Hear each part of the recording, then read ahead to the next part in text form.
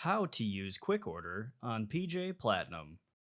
To access Quick Order, click on the Shop button to open the Shop navigation menu. Under the Shop Tools column, click on Quick Order. The product fields shown are where you can enter your part number, and the fields to the right will be the quantity. The product fields use the same search algorithm as our main search bar, so it will be able to account for slight variations in the part number provided. It's important to note that the product field will only return a maximum of 4 results if an exact match isn't found based on the part number provided. This tool is meant for users who know the exact supplier part number or Palmer Johnson part number with or without punctuation.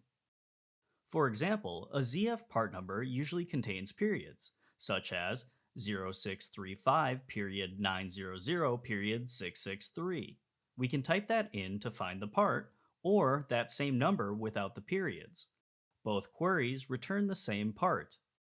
You can add more product lines to the quick order screen with the Add a New Line button.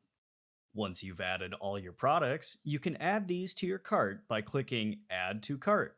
A pop up window will display once the parts have been moved into your cart, where you can then view your cart or continue shopping.